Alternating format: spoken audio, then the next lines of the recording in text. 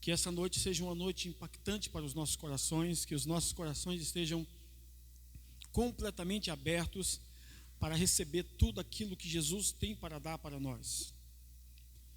A palavra de Deus é a boa semente, e o nosso coração é a boa terra. Guarde isso, a palavra de Deus é a boa semente, e o nosso coração é a boa terra. Boa semente com boa terra, o resultado não pode ser outro, a não ser frutificação.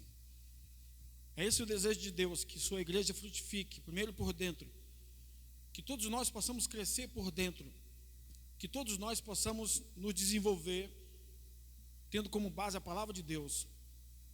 Como ela mesma diz, que nós devemos crescer na graça e no conhecimento de nosso Senhor Jesus Cristo. A graça é a revelação do próprio amor de Deus por nós. O conhecimento é revelado por meio da palavra de Deus. Quanto mais você medita na palavra, quanto mais você tem intimidade com a palavra de Deus, quanto mais você se aproxima da palavra de Deus no seu dia a dia, mais a revelação da palavra, mais a pessoa de Jesus Cristo vai se manifestando ao seu coração. A palavra revelada, que nós chamamos de palavra rema, que é o próprio nome da palavra Apocalipse no grego, que é revelação, ela só pode existir na nossa vida, no nosso coração, por meio da palavra escrita. Quando você está meditando na palavra escrita, no Logos, palavra escrita, a revelação, que é a rema, vem ao seu coração e se manifesta de maneira grandiosa, trazendo novos entendimentos. Principalmente dessa carta que nós temos aconselhado que vocês estudem, que vocês leiam, que vocês meditem, que vocês pratiquem. As crianças também recebem a mesma mensagem que vocês recebem aqui, tendo como base a carta aos Efésios, da série Em Cristo. Por isso a importância de todos os dias nós nos alimentarmos da palavra e não permitirmos que nada lá fora, que nada da nossa vida secular venha roubar o espaço principal da palavra de Deus. Por isso que o salmista, no seu primeiro salmo, começa dizendo: bem-aventurado é o homem que medita na palavra do Senhor, de dia e de noite.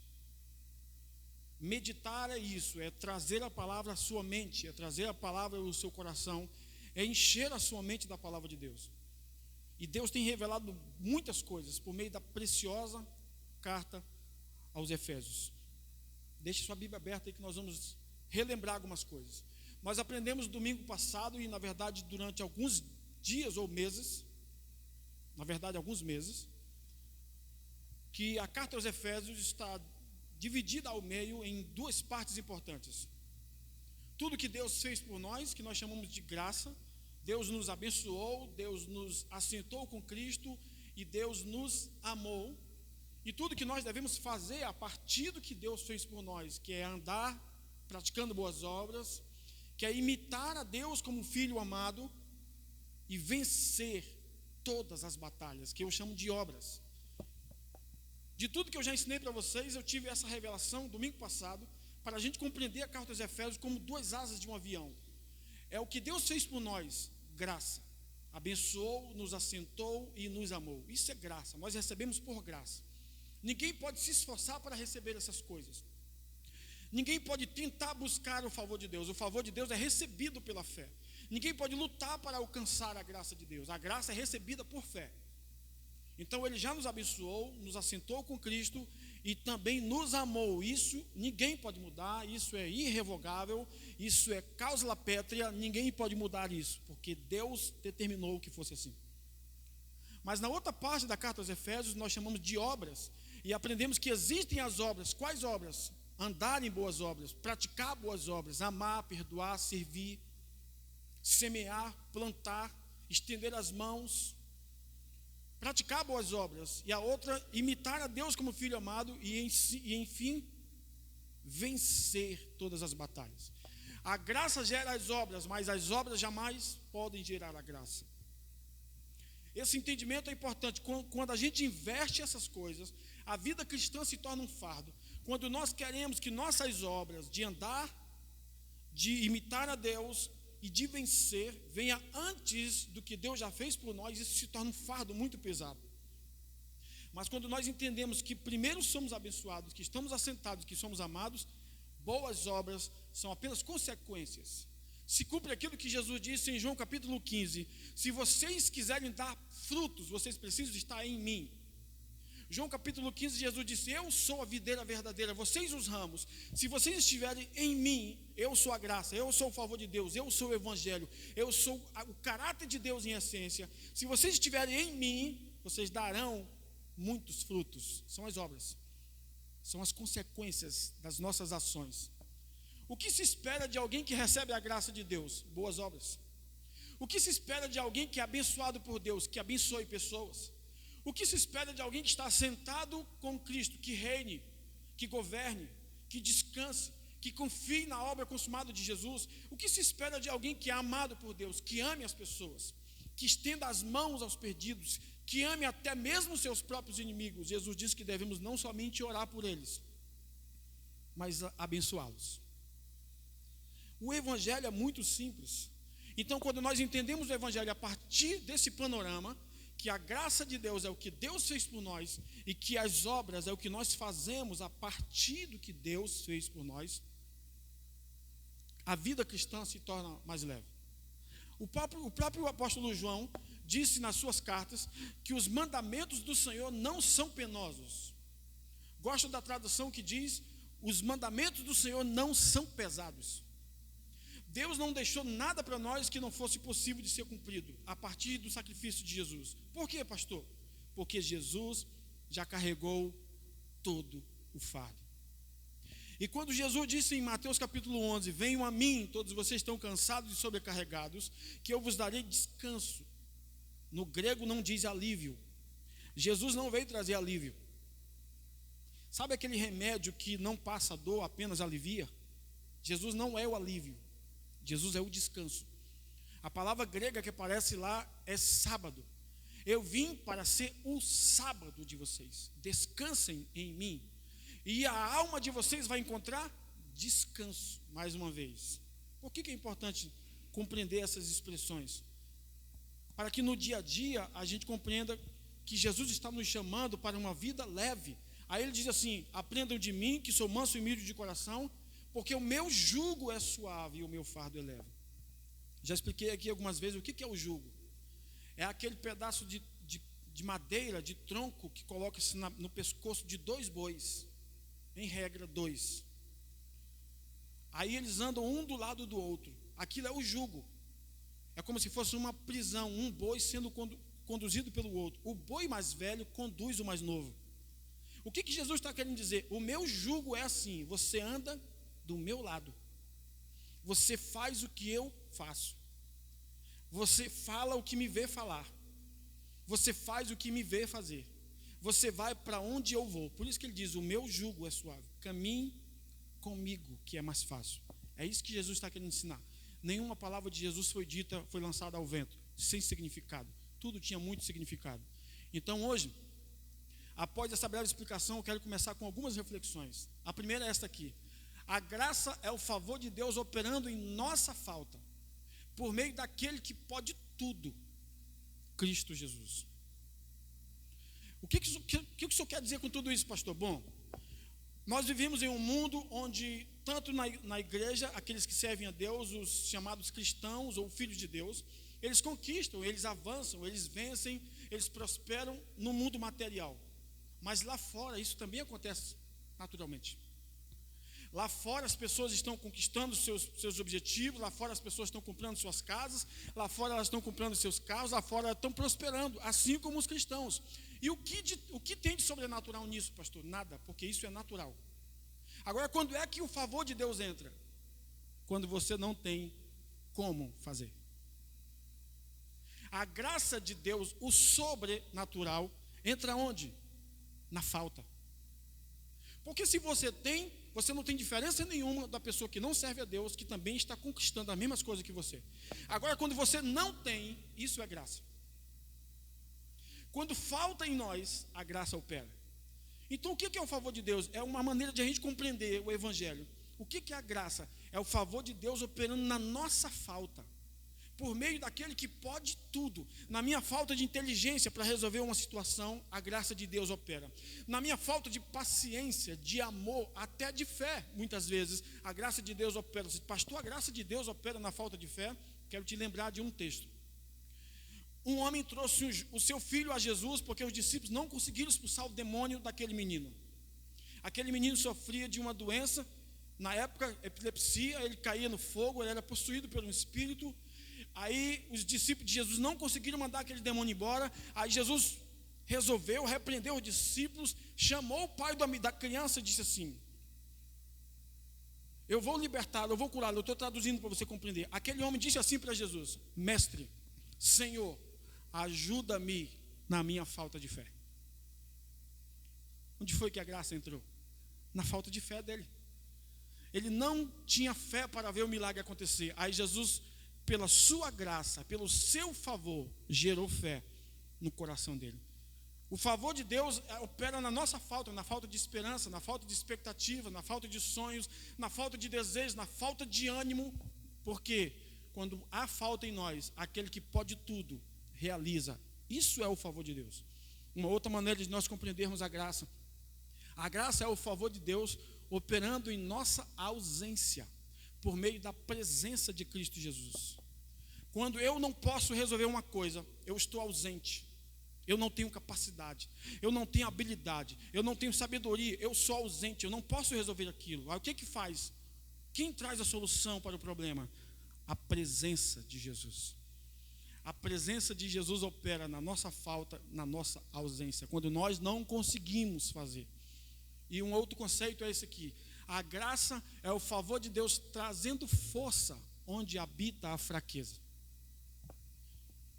Às vezes você ouve pessoas dizendo assim: pastor, eu vou fazer determinada coisa na igreja ou fora, eu preciso apresentar um trabalho na faculdade, eu preciso falar alguma coisa para a igreja, mas eu não sei falar. Jesus disse: apenas fale, porque eu colocarei as palavras na sua boca. É na nossa fraqueza, é onde habita a fraqueza. É no lugar da fraqueza que a graça opera. Fraqueza aqui é falta de capacidade. Falta de capacidade de ter, de ser ou de fazer. Esse é o favor de Deus operando em nossas vidas. Jesus está querendo nos ensinar isso por meio do Evangelho. A graça é o favor de Deus trazendo força onde habita fraqueza. Por isso que o Senhor Jesus disse para o apóstolo Paulo: o meu poder se aperfeiçoa na tua fraqueza. A minha graça te basta, porque o meu poder se aperfeiçoa na tua fraqueza. O que o senhor está querendo dizer, pastor? A fraqueza é o cenário ideal para a graça de Deus operar. Lembre-se que eu estou explicando que fraqueza é a incapacidade de ser alguma coisa, de ter alguma coisa ou de fazer alguma coisa. Não tem nada a ver com o pecado. E nós sabemos que a graça de Deus também opera. Quando o pecado é abundante, a graça de Deus é superabundante. Mas aqui o conceito não é esse. Aqui eu estou falando de incapacidade. Quando Paulo ora 3 vezes pedindo que o Senhor afastasse dele aquele sofrimento, aquele espinho na carne, Jesus disse: a minha graça te basta, porque o meu poder, a palavra poder ali é a mesma palavra que Jesus usava para curar os leprosos, para ressuscitar os mortos, para curar os cegos, para curar qualquer tipo de enfermidade. A palavra dunamis significa milagres, poder de operar milagres. Então o que ele estava dizendo? Paulo, quando você se sentir fraco, o meu poder de operar milagres vai se manifestar em você. Isso é a graça de Deus na prática. Uma outra maneira de nós enxergarmos a graça é baseada na própria vida de Jesus. A vida de Jesus reflete a graça de Deus em ação. Se alguém um dia perguntar para você um modelo de graça na Bíblia, não dê outro exemplo a não ser Jesus, porque ele é o modelo ideal do Evangelho. Jesus é o modelo principal. Na verdade, para não abrir margem para um segundo ou um terceiro, Jesus é o único modelo da graça de Deus. Jesus é o único exemplo a ser seguido. Quando Jesus operava na terra, era Deus em ação, Jesus é aquele que Isaías chamou de braço do Senhor.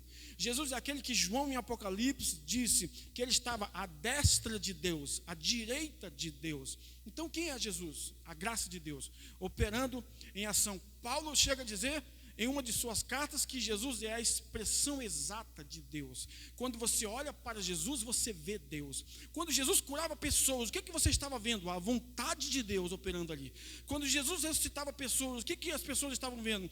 A vontade de Deus operando ali. Quando Jesus cura hoje, quando Jesus liberta hoje, quando Jesus opera hoje, quando Jesus faz sinais hoje, o que nós estamos vendo, pastor? A mão de Deus trabalhando. Se você quiser ver Deus, olhe para Jesus.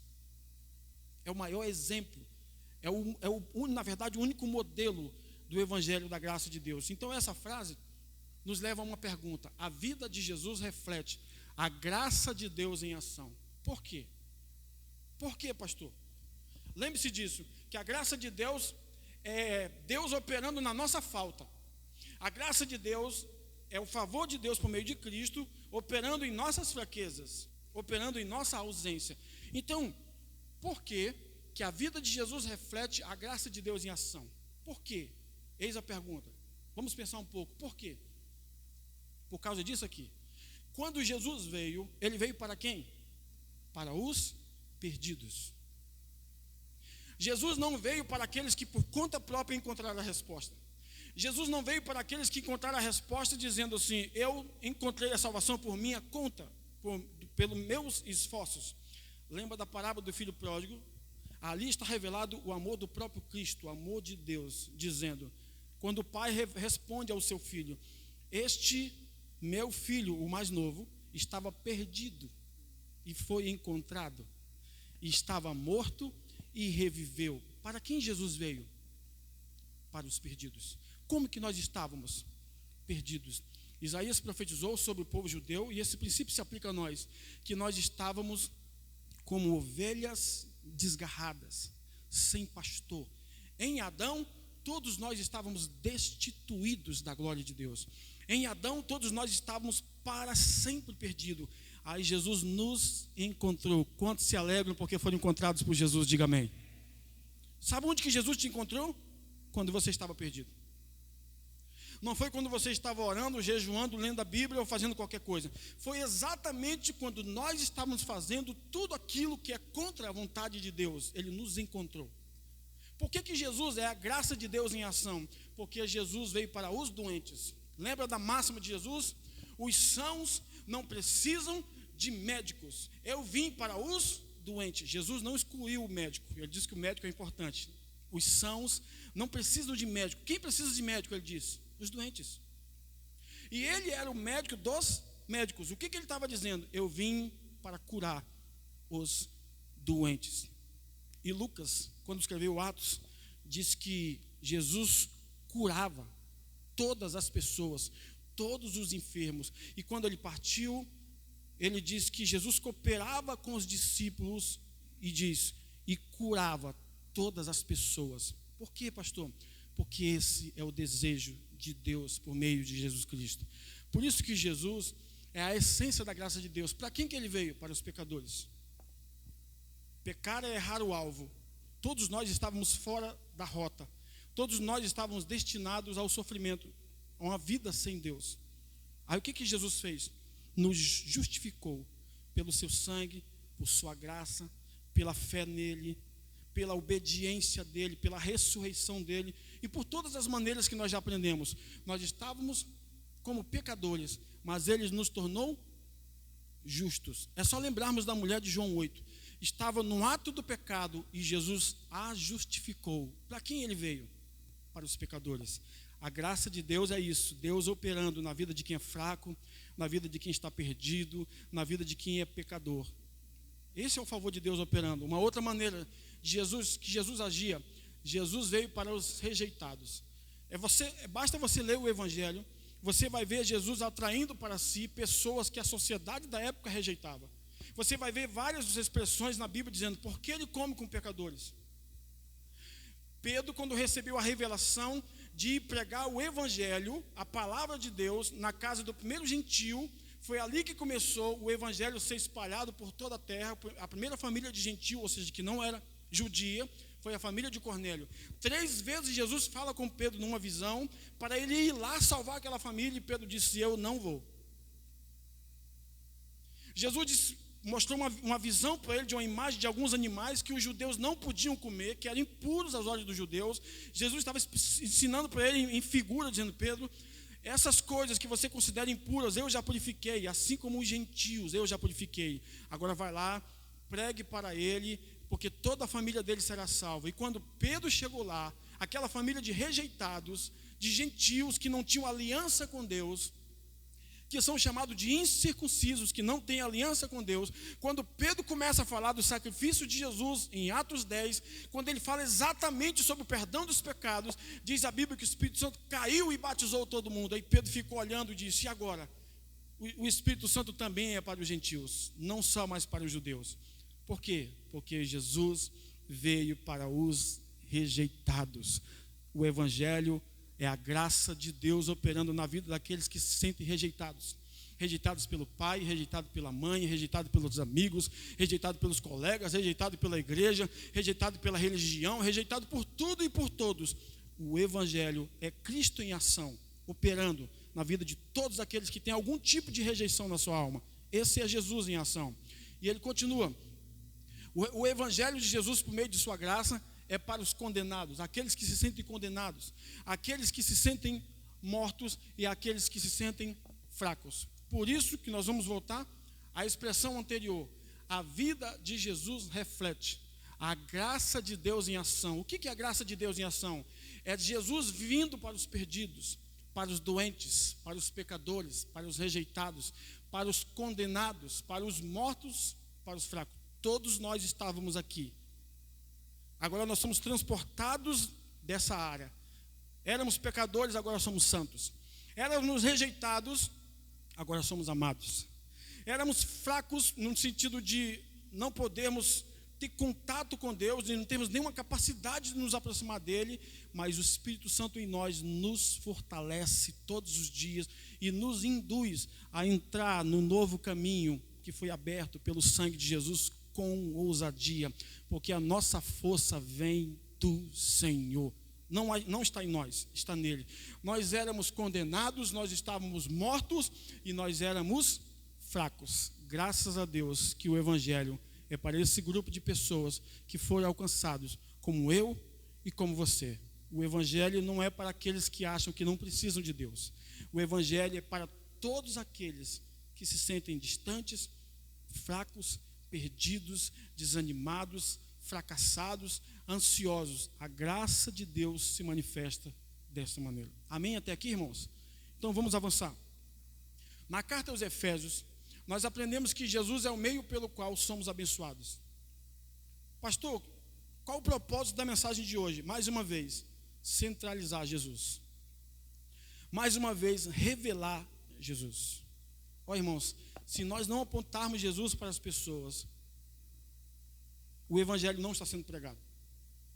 Se nós não revelarmos as pessoas, ou trazermos as pessoas para Cristo, ou levarmos Cristo até elas, nós não estamos anunciando o Evangelho. O Evangelho tem que revelar Jesus. O Evangelho tem que falar do que Jesus fez por nós, do que Jesus está fazendo, conforme diz o primeiro versículo de Lucas capítulo 1, do que Jesus ensinou e do que Jesus fez. Existe uma obra consumada. Nós precisamos dizer para as pessoas que existe uma obra consumada.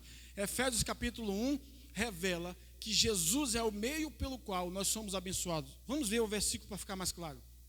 Bendito, Efésios 1:3. Bendito o Deus e Pai de nosso Senhor Jesus Cristo, o qual nos abençoou com todas as bênçãos espirituais nos lugares celestiais em Cristo. Então, guarde isso aqui. Escreva no seu coração, escreva nas suas anotações, guarde na sua mente: não existe bênção fora de Jesus Cristo. Toda bênção tem que passar por Jesus Cristo, ou por Cristo Jesus. O que eu estou querendo dizer? para vivermos uma vida verdadeiramente abençoada, precisamos ter a revelação de Jesus Cristo. Aqui está a essência principal do versículo 3 do capítulo 1. Em Cristo. Nos abençoou com todas as bênçãos em Cristo. Deus só nos abençoou porque Jesus morreu por nós. Sabe por que você é abençoado? Porque você está em Cristo. Olha para quem está do seu lado e diga assim: você está em Cristo e você é abençoado.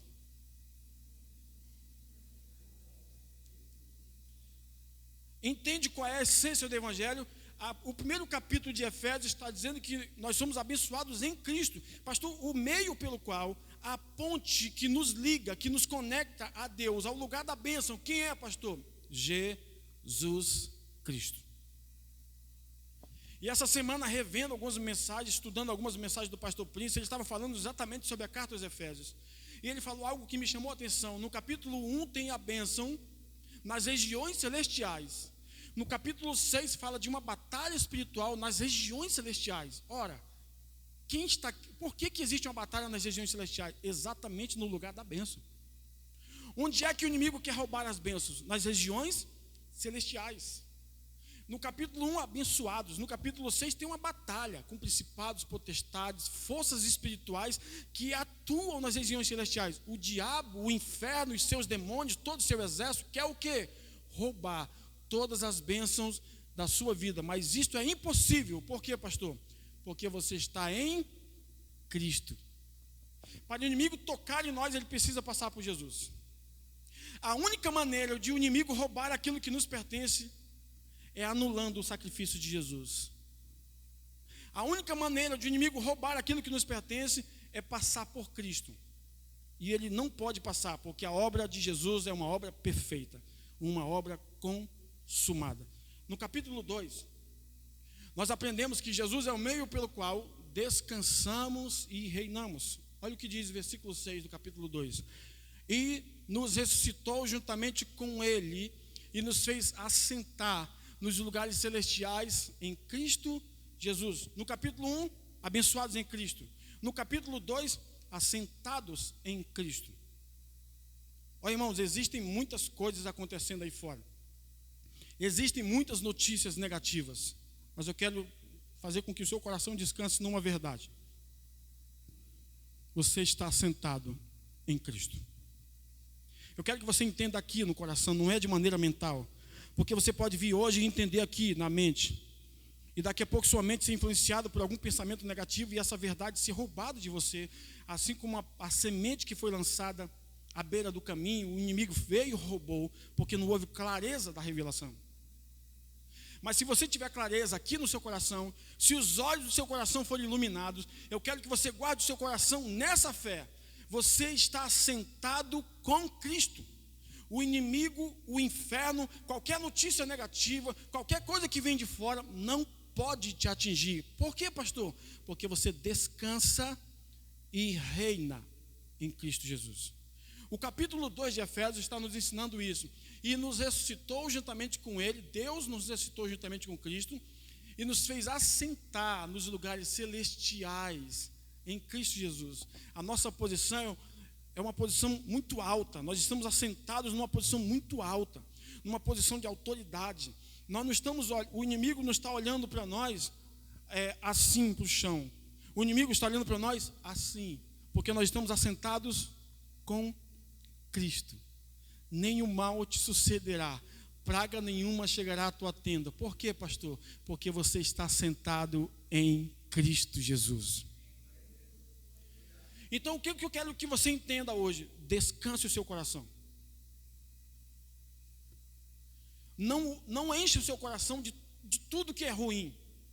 Assista as notícias, esteja informado, isso faz parte da vida. Mas não permita que isso roube as verdades do Evangelho no seu coração. Esteja cheio da verdade do Evangelho, que você está sentado com Cristo. Portanto, nenhum mal pode atingir a sua vida e de sua família. Você crê? Diga amém. no capítulo 3, nós aprendemos que Jesus é o meio pelo qual somos cheios de toda a plenitude de Deus. Olha o que diz o versículo 19: e conhecer o amor de Cristo, que excede todo o entendimento, para que sejais cheios de toda a plenitude de Deus. E conhecer o amor de Cristo. Olha aqui, não é Deus conhecer o nosso amor por Ele. É quando nós conhecemos o amor de Cristo por nós. Quando conhecemos o amor de Cristo, estamos cheios de quê, pastor? Da plenitude de Deus. Voltando, Jesus é o meio pelo qual somos cheios de toda a plenitude de Deus. E conhecer o amor de Cristo. Então, mais uma vez, Jesus é revelado na carta aos Efésios. Quando nós conhecemos o amor de Cristo por nós, quando nós conhecemos o amor de Cristo por cada um de nós, o que acontece? A plenitude de Deus se manifesta. Sabe o que é a plenitude? É o todo, a totalidade, a completude, não falta nada. Tudo que Deus tem para nos dar, para nos entregar, está em Cristo Jesus. Paralelo a isso, João disse que nisto é perfeito o amor. Por isso, assim como Ele é, Ele quem? Jesus, nós somos desse mundo. Ele está falando do amor de Deus por nós. Não é o nosso amor por Ele, o nosso amor por Ele não é perfeito. O nosso amor fica variando de vez em quando, é inconstante, é vacilante. Mas o amor dele por nós é perfeito. Por isso que quando cremos que o amor dele por nós é perfeito, nos tornamos iguais a Jesus. E hoje, estudando sobre isso, eu descobri mais 2 textos que revelam essa verdade, que reforçam essa verdade. Aqui, na primeira carta de João 4,17, parece que nós temos uma verdade somente espiritual, de uma coisa que só acontece no Espírito. Mas Paulo fala, tanto na carta aos Coríntios quanto na carta aos Efésios, que nós somos um com o Senhor, nós estamos o corpo de Cristo. E gosto da expressão de Efésios, capítulo 5, versículo 30, que como Jesus é, nós somos, diz assim, no seu corpo, na sua carne e nos seus ossos. A versão que diz nos seus ossos, na sua carne e no seu corpo. O que o senhor está querendo dizer, pastor? Os ossos de Jesus estão doentes? A carne de Jesus está doente? O corpo de Jesus está doente? Não. Assim como Jesus é, eu sou. Para você entender que atinge também o nosso corpo, para nós entendermos que também alcança a nossa vida humana, a nossa vida natural. Esses 3 textos reforçam a ideia de que assim como Jesus é, nós somos. Então, por causa do amor que Ele tem por nós, nós desfrutamos de quê? Da plenitude de Deus. E no capítulo 4 nós descobrimos que Jesus é o meio pelo qual podemos praticar boas obras. Olha o que diz o versículo 7. Mas a graça foi dada a cada um de nós segundo a medida do dom de Cristo. À medida que Jesus repartiu os presentes, dom é presente, dádivas. À medida que Jesus foi nos presenteando com sua graça, nós podemos praticar boas obras. O que eu estou tentando revelar para vocês é todas as vezes que aparece a expressão Cristo. Porque o Evangelho tem que revelar Cristo. E a carta aos Efésios faz isso muito bem. O Espírito Santo inspirou Paulo a revelar Jesus em todos os capítulos. Assim como nós aprendemos alguns domingos que o Espírito Santo também está em todos os capítulos. E se você for ler cuidadosamente, você vai ver Deus Pai em todos os capítulos. Nós temos o Pai, o Filho e o Espírito Santo trabalhando ao nosso favor. Plenamente trabalhando a nosso favor, assim como tem fé, esperança e amor, representando também o Pai, o Filho e o Espírito Santo. Então, no capítulo 4, nós descobrimos que Jesus é o meio pelo qual, é o motivo pelo qual nós podemos praticar boas obras. Esse dom de Cristo, essa graça que foi dada a cada um de nós, nos faz amar mais, nos faz perdoar mais, nos faz servir mais, nos faz ser mais pacientes, pacíficos, afáveis, amáveis, porque há um dom que foi repartido a cada um de nós. A graça foi dada a cada um de nós. Cada um recebeu uma porção desse favor. Para quê? Para praticar boas obras. E no capítulo 5, Jesus é um modelo pelo qual podemos imitar a Deus como filhos amados. Olha o que diz o versículo 2 do capítulo 5. E andai em amor. Aí ele vai explicar como. Como também Cristo vos amou. Olha aqui de novo. E andai em amor. Como também Cristo vos amou. E se entregou a si mesmo por nós, em oferta e sacrifício a Deus, em cheiro suave. Como que nós devemos andar imitando a Deus como filhos? Como que nós devemos amar? Assim como Cristo nos amou. O capítulo 5 nos ensina que Jesus é o modelo do amor, o modelo da graça, o modelo da fé a ser seguida, o modelo da esperança a ser seguido. Tudo está em Cristo, tudo reside nele.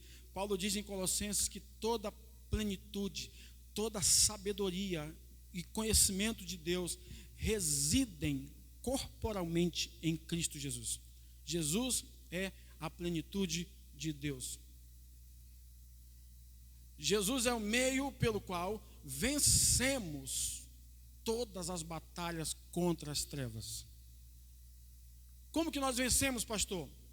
Com Jesus Cristo. Olha o que diz Efésios capítulo 6, versículo 11. Revesti-vos de toda a armadura de Deus. Quem é a armadura de Deus? Cristo.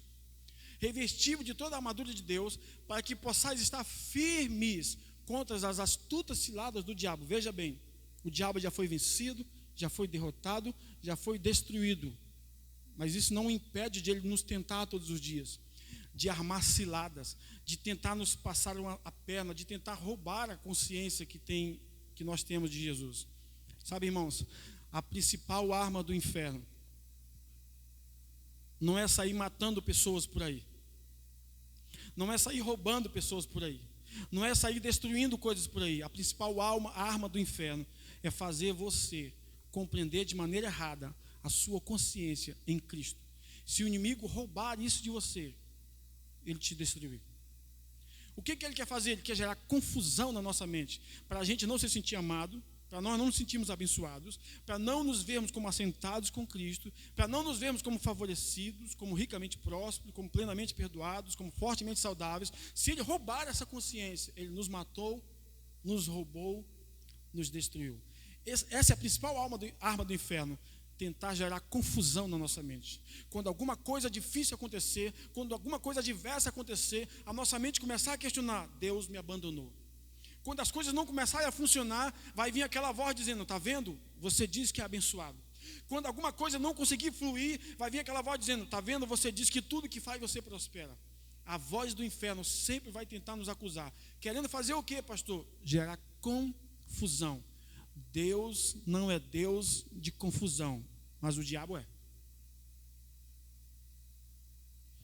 Por isso que nós devemos aumentar a nossa consciência de quê, pastor? De que nós temos revestido de toda a armadura de Deus. Quem é a armadura de Deus? Cristo Jesus. Paulo estava falando para a igreja de Éfeso, dizendo assim: olha, vocês nasceram de novo, vocês não estão mais vestidos da natureza de Adão, vocês não estão mais vestidos do velho homem, vocês não estão mais vestidos de uma natureza pecaminosa, agora vocês estão revestidos de Cristo. Vamos começar de cima para baixo. O capacete da salvação. Quem é a nossa salvação? Cristo. Ele que salva os nossos olhos de enxergarem coisas que não agradam a Deus. Ele que salva os nossos ouvidos de ouvirem coisas que tentam matar a nossa fé. Ele que salva a nossa boca de falar aquilo que traz morte para as nossas vidas. Que Salomão disse que o poder da vida e da morte está nas palavras. Então o capacete da salvação está aqui para proteger os nossos pensamentos de fluírem para o mundo das trevas, para proteger os nossos pensamentos de fluírem para os negativos, para proteger os pensamentos de caírem, de fracassarem. Capacete da salvação. Quando você entregou sua vida a Cristo, a sua mente passou a ser chamada de mente de Cristo. Diga amém por isso. Capacete está aqui. Aí a couraça do Espírito protege o nosso coração, protege todos os órgãos vitais, tudo aquilo que tenta roubar a nossa fé. Coração, aqui é consciência, aqui é fé. Consciência, fé. Mente, Espírito. Tudo que quer roubar a nossa fé, a nossa certeza em Cristo Jesus, nós estamos revestidos da couraça. A couraça da justiça. A couraça da justiça fala de quê, pastor? Do que nós somos em Cristo. A couraça da justiça fala que nós somos abençoados, que nós somos amados, que nós somos justos, independente das nossas circunstâncias, independente do que está acontecendo lá fora, porque nada do que acontece fora de nós muda o que está dentro de nós. Vou falar de novo porque isso é importante. Nada do que acontece fora de nós muda o que está dentro de nós. Eu sou justiça de Deus, irrevogavelmente justiça de Deus, abençoado, amado, favorecido. Ninguém pode mudar isso, porque eu estou revestido com a couraça da justiça. Aí depois ele vai falar do cinto da verdade, independente da ordem. O que enche o nosso coração, pastor, é a verdade. Tudo que não está alinhado com a verdade não vem de Deus. Não existe meio termo, nem meia verdade, nem meia mentira. Tudo que não é a verdade é a mentira. Portanto, tudo aquilo que não está alinhado com Jesus Cristo, caminho, verdade e vida, não deve encher a nossa vida. Não deve estar na nossa cintura, nos nossos lombos. É o quarto nível da água do rio, do terceiro nível da água de Ezequiel. Verdade. Nós estamos aqui com o cinturão da verdade. Todo domingo nós estamos colocando o cinturão e pela fé e dizendo: a verdade está sendo restabelecida em mim. Não que você tenha tirado, a consciência está aumentando. No dia que você entregou sua vida a Cristo, você se revestiu de toda a armadura de Deus. E ele fala do escudo da fé. Aí ele diz assim: com o qual vocês podem apagar todos os dardos inflamados do maligno. Todas as vezes que o inimigo lançar um dardo, uma seta, um pensamento maligno, todas as vezes que ele lançar alguma coisa que tenta te matar, o escudo da fé vai te proteger. E quem é o escudo da nossa fé? Cristo. Porque ele é o autor, aquele que criou, que gerou, e o consumador, aquele que confirma a nossa fé. Cristo é o autor e consumador da nossa fé. É ele que nos guarda, é ele que nos protege. Por isso que nós não precisamos defendê-lo, porque ele é a nossa defesa.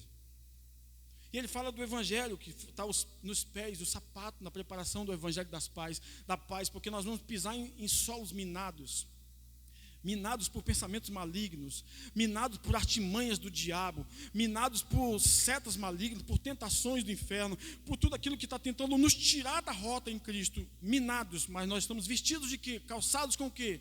Com o evangelho da paz. E ele também vai falar da espada do Espírito. Todas as vezes que brotar no nosso coração algum sentimento maligno, todas as vezes que vir a nossa mente, todas as vezes que vir ao nosso corpo, todas as vezes que vir a nossa alma, alguma coisa que queira tirar Cristo do centro, a espada do Espírito vai cortar o mal pela raiz. Amém, irmãos? A espada do Espírito. Pastor, quando que ela é a espada do Espírito? Quando está dentro do seu coração. Quando ela está aqui aberta, ela é apenas o Logos. Mas quando ela está dentro do seu coração, ela é a revelação. Ela se torna viva e eficaz dentro de você, gerando vida, gerando paz, gerando cura, gerando restauração. Então a espada do Espírito está em nós. O que Paulo estava querendo dizer? Se revistam de Jesus, porque vocês vão passar por situações que o inimigo vai armar astutas ciladas contra vocês, mas vocês estão protegidos em Cristo. Porque o inimigo procura alguém para tragar, ele procura alguém que possa. O apóstolo Pedro usa essa expressão, porque o diabo ruge como um leão, buscando quem possa tragar. Nós ele não pode. Por que ele não pode? Porque nós estamos revestidos da armadura de Deus. Então, do capítulo 1 ao 6 de Efésios, eu revelei para vocês, eu estou mostrando, trazendo uma nova visão da carta aos Efésios, para nós compreendermos que do capítulo 1 nós estamos falando de uma só pessoa, Jesus Cristo. E no capítulo 2, que nós paramos domingo passado, no versículo 10, vamos acompanhar a partir do versículo 11. Deixe sua Bíblia aberta no capítulo 2, a partir do 11. Se você quiser acompanhar aqui, amém. Diz assim: portanto, lembrai-vos de que vocês no outro tempo eram gentios na carne e chamados incircuncisão pelos que na carne se chamam circuncisão feita pela mão dos homens. Você lê tudo isso e diz: meu Deus, o que Paulo quis dizer com tudo isso? Parece assim uma leitura complexa, parece que Paulo estava falando de sabedoria humana. Vou dizer o que Paulo estava querendo dizer. Antes de entregarmos a vida a Cristo, nós gentios, nós não tínhamos aliança com Deus, nós éramos chamados de incircuncisos, sem aliança. por aqueles que tinham aliança, os judeus. Então Paulo está dizendo, eles tinham aliança, a eles pertenciam as promessas, a ele pertencia o conserto, a ele pertencia a lei de Deus, mas a nós pertencia o quê? Nada. Por quê? Porque nós éramos gentios. Aí Cristo veio, através de Paulo, o evangelho foi estendido a todos, e nós fomos alcançados. Aí ele vai dizer assim, vocês no outro tempo eram gentios, nós não somos mais gentios, agora nós somos chamados de povo de Deus, filhos de Deus, santos, amados. Na mesma carta, Paulo vai dizer que nós somos famílias de Deus. Aí ele continua, gentios na carne, nascidos gentios, e chamados incircuncisão, não tinham alianças com Deus, pelos que na carne se chama circuncisão feita pela mão dos homens. Paulo estava dizendo que os judeus, falando para os irmãos de Éfeso, se orgulhavam porque tinham todas as promessas, se orgulhavam porque era descendente de Abraão, mas aquele povo que não era judeu, era gentio, não tinha aliança. Aí Jesus veio e tornou os dois povos um só. Quando o judeu aceita Jesus, quando o gentio aceita Jesus, eles se tornam um só, igreja do Deus vivo. Quando o homem aceita Cristo, não importa de que nação ele é, ele agora é a igreja. Então, quando Deus olha para a terra, ele só vê dois povos, gentios e judeus, não importa a nação. Mas quando eles entregam a vida a Cristo, eles passam a ser chamados de igreja. No versículo 12, Paulo vai dizer que naquele tempo estava sem Cristo. Olha como isso aqui é forte. Paulo falando para aqueles irmãos de Éfeso que tinham acabado de se converter, disse, olha, naquele tempo, qual tempo? Quando os judeus se orgulhavam na carne, se orgulhavam em guardar a lei, se orgulhavam em cumprir todos os preceitos de Moisés, que era o dono de todas as promessas, tudo pertencia a ele. Naquele tempo, antes de vocês entregarem a vida a Cristo, Paulo estava dizendo, de fato, vocês estavam sem Cristo, separados da comunidade de Israel e estranho às alianças da promessa, não tendo esperança e sem Deus no mundo. Olha quantas coisas Paulo está pontuando aqui para nós. Nós estávamos sem Cristo, não tínhamos sequer herança junto com Abraão, nós éramos estranhos às alianças. Guarde essa expressão que eu vou falar. Nós éramos estranhos. Você sabe o que é ser estranho? Daqui a pouco Paulo vai falar de uma outra expressão. Imagine você ir para um país onde você não fala aquele idioma, onde você não conhece ninguém lá. Você é um estranho. Aí o que Paulo está querendo dizer para nós agora? Guarde isso aqui. Nós éramos estranhos, não tínhamos aliança com Deus. Agora as alianças estão nas nossas entranhas. Vou falar de novo. Nós éramos estranhos. Agora as alianças, as promessas, os pactos, as bênçãos estão nas nossas entranhas, dentro de nós, em Cristo Jesus. Aí ele vai continuar dizendo assim, ó, vocês estavam separados da comunidade de Israel, estranhos às alianças da promessa, não tendo esperança e sem Deus no mundo. Como que aquela igreja de Éfeso estava, e como que algumas pessoas ainda estão vivendo, elas estão sem esperança e sem Deus no mundo. Mas nós não, Deus está conosco. Nós temos Deus, Deus está conosco, Deus habita em nós. E além de Deus estar em nós, nós estamos no mundo. Mas o mais importante de tudo, não estamos sozinhos. Cristo em vós, a esperança da glória. Agora ele habita em nós. E Paulo continua no versículo 13. Olha aqui, ó. Mas agora, preste atenção no detalhe. Vocês estavam sem Cristo, mas agora em Cristo Jesus, vós que antes estavais longe, já pelo sangue de Cristo chegaste perto. Não foi a tua oração, não foi tua humildade, não foi tua obediência, não foi tua fidelidade, não foi teu compromisso, não foi a tua resposta, não foi tua fé, não foi tua ousadia, nada dessas coisas te aproximou do Senhor Deus, o Pai. Foi o sangue de Jesus. Não tem nada a ver conosco. Foi o sangue de Jesus que nos aproximou. Quando o sangue de Jesus, lembra que Paulo falava de aliança, da velha aliança? Agora ele está falando de uma nova. Guarde sempre isso. Nova aliança tem a ver com o sangue de Jesus. Sempre quando a Bíblia fala de aliança, você precisa trazer na mente sangue. A aliança do judeu tinha que ter o sangue derramado, a circuncisão. Tinha que sair o sangue para provar que tinha aliança. Os homens, todos aqueles do sexo masculino, tinham que ter o corte. O sangue tinha que ser derramado, a aliança. Agora não, nós temos uma aliança. Não foi o nosso sangue que foi derramado, foi o sangue de Jesus. Você se alegra em saber que não foi o seu sangue que foi derramado para você se aproximar de Deus, que não foi o seu sangue que foi derramado para você ser amado por Deus, mas foi o sangue de Jesus que foi derramado por você, amém? Paulo continua dizendo: mas agora em Cristo Jesus, vós que antes estavam longe, já pelo sangue de Cristo, chegaste perto. Então guarde isso aqui, o que trouxe você para perto? Quem trouxe você para perto foi o sangue de Cristo. Repita comigo essa oração: o sangue de Jesus me trouxe de volta para o Pai. Vamos falar de novo: o sangue de Jesus me trouxe de volta para o Pai. Versículo 14: porque Ele quem? Jesus, é a nossa paz, o qual de ambos os povos, quais povos? Judeus e gentios, fez um. E derrubando a parede de separação que estava no meio, ele vai continuar para fazer sentido. Na sua carne desfez a inimizade, isto é, o que é a inimizade na visão de Paulo?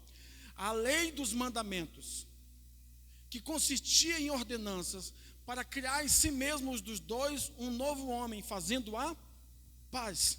Paulo está dizendo que todas as vezes que o homem tentava se aproximar de Deus pela lei, ele se tornava inimigo de Deus. Por quê? Porque ninguém é capaz de cumprir a lei.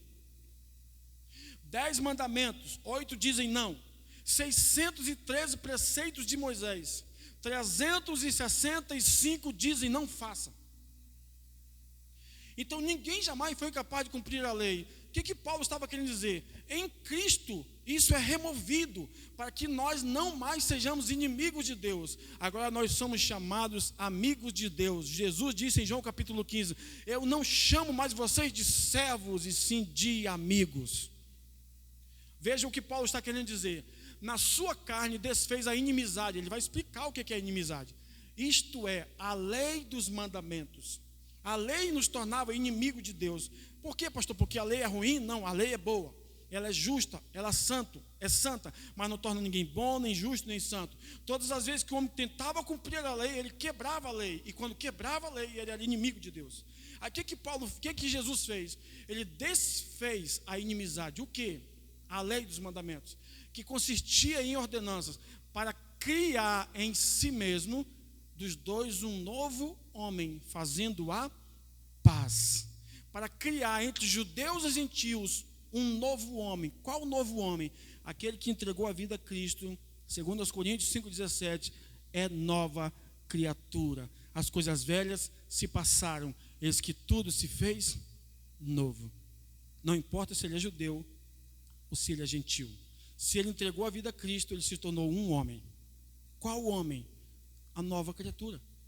Aquele que nasceu de novo para o louvor e para a glória do Senhor. E ele continua, versículo 16: e pela cruz reconciliar ambos com Deus em um corpo, matando com elas as inimizades.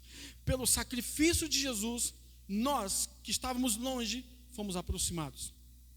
Quando Jesus morreu, o seu sacrifício foi a ponte, foi o elo, foi o meio pelo qual Deus encontrou de trazer o homem de volta para si.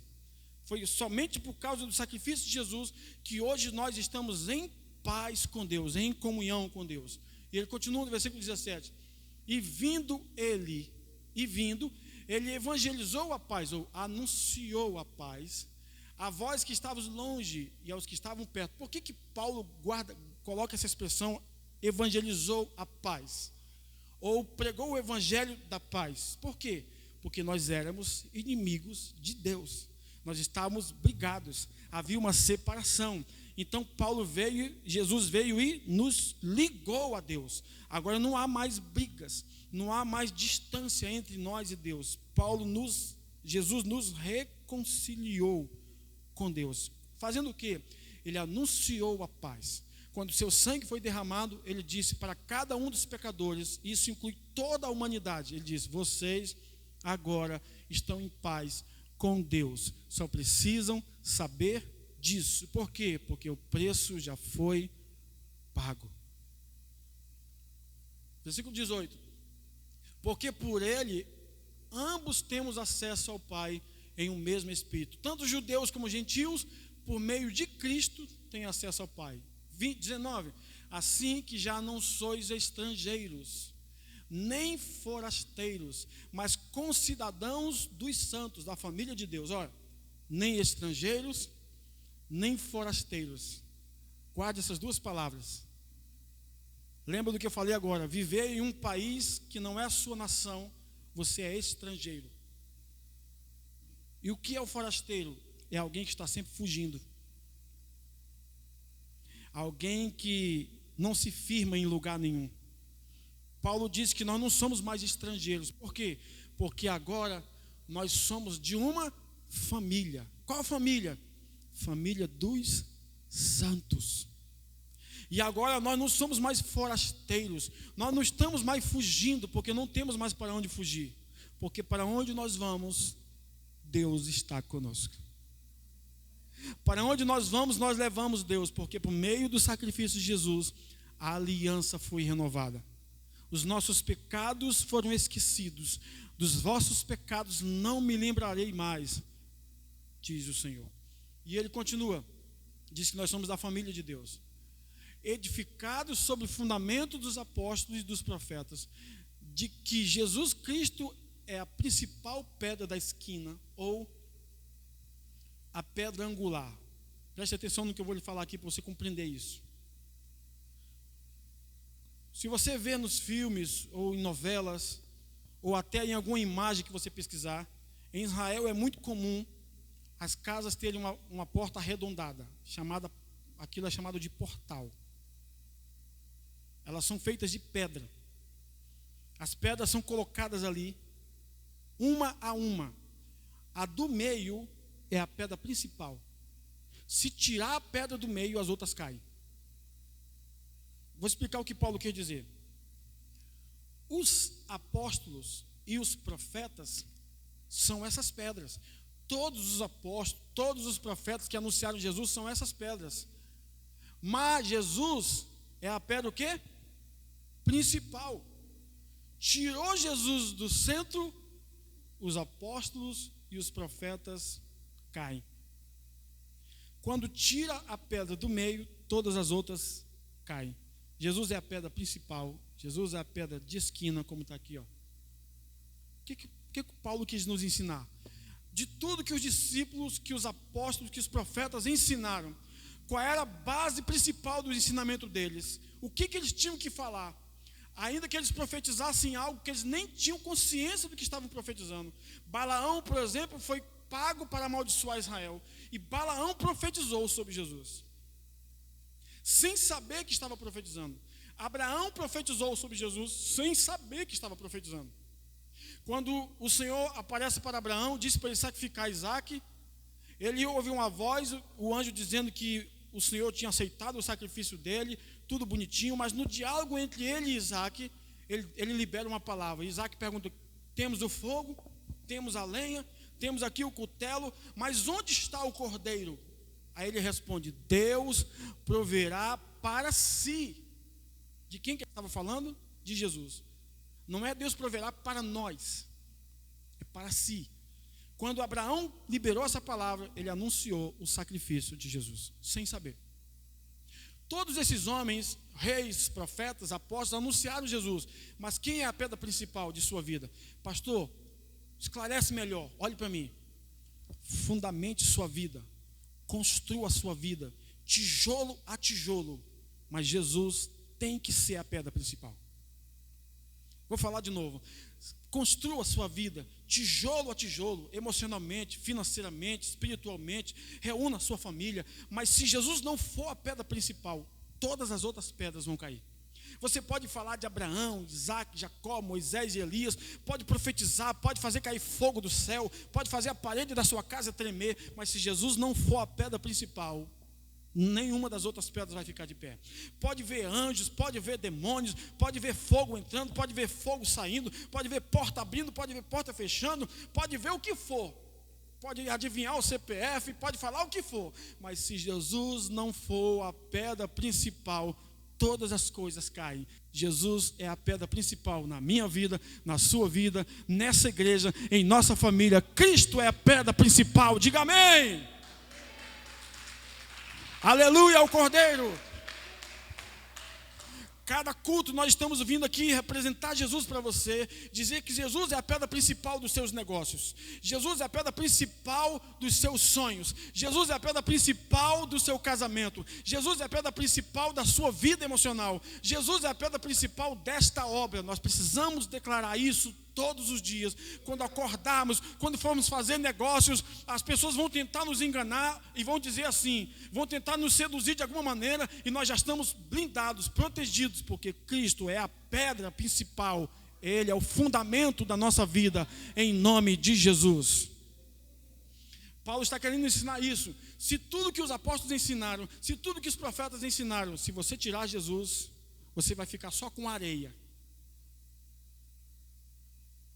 Cristo é a pedra. Precisamos revelar Jesus para nós todos os dias. Quando você for ler a palavra de Deus, procure Jesus. Quando for ouvir canções, procure Jesus. Quando for fazer a sua oração, procure Jesus na sua oração. Fundamente a sua fé em Jesus, porque Ele é a pedra principal de qualquer relacionamento, de qualquer negócio. Jesus tem que ser a pedra principal. Sabe qual é a tendência de tudo isso? É dar certo, porque em Cristo sempre dá certo. E Paulo continua no versículo 21, no qual, ele está falando de quem? De Cristo. No qual, em Cristo, todo edifício bem ajustado cresce para ser templo santo do Senhor. Paulo está dizendo que em Cristo, todo edifício, toda igreja, vamos parafrasear, toda família, todo negócio, todo sonho bem ajustado, bem alinhado, com objetivos claros, sei o que quero, estou buscando a direção do Senhor, o Espírito Santo está me orientando. Aí Paulo vem e diz, cresce para ser templo santo no Senhor. Toda a igreja bem ajustada em Cristo, ela cresce para quê, pastor? Para ser santo templo do Senhor. Em outras palavras, ela cresce para a glória dele e não para a glória dos homens. E Paulo conclui o capítulo 2 dizendo, no qual também vós, juntamente, sois edificados para a morada de Deus em espírito. Enche o seu coração de alegria, que todas as vezes que você ouve sobre Jesus, você está sendo edificado, construído. Para quê, pastor? Para ser melhor amanhã do que hoje. Para que depois de amanhã você seja melhor do que amanhã. Não estou falando de ausência de dificuldades ou de problemas. Eu estou falando que em Cristo Jesus, em qualquer circunstância da vida, você está sendo edificado, construído, no qual, em Cristo, também vós, juntamente sois edificados para a morada de Deus em espírito. Deus está nos edificando com um propósito, pastor. Eu quero terminar falando disso, antes de nós orarmos. Qual o propósito de Deus nos edificar, pastor? Para sermos sempre morada do Espírito Santo. Você é a casa favorita de Deus. Olha, irmãos, Deus se manifesta na igreja, Deus se manifesta em reuniões, Deus se manifesta em culto nas casas, em culto nas empresas, em oração debaixo da árvore, em oração do outro lado do rio, de joelho, plantando bananeira, mas não tem lugar melhor para Deus se manifestar do que na sua vida. O lugar propício, o lugar melhor, o lugar que Deus mais ama habitar é dentro de cada um de nós. Porque nós estamos sendo edificados, nós estamos sendo preparados para sermos sempre morada de Deus em espírito. Você consegue ver o quanto isso é grande? Jesus nos edifica para sermos a casa de Deus e coloca o morador mais ilustre para morar dentro de nós. O Espírito Santo de Deus. Nunca te deixará, nunca te abandonará. Acertando ou errando, Ele sempre habitará em você, sempre te induzindo a levar uma vida que glorifique a Deus, uma vida santa que exalte a Jesus Cristo, uma vida fugindo de tudo aquilo que está longe da verdade. Guarde o seu coração em tudo que nós ensinamos. E eu quero concluir com essa frase que eu estou sempre falando no final de cada capítulo. Viva o seu posicionamento em Cristo. Qual o posicionamento, pastor? De andar, praticar boas obras, de imitar a Deus como filho, de vencer todas as batalhas, baseado na minha posição em Deus. Qual a minha posição?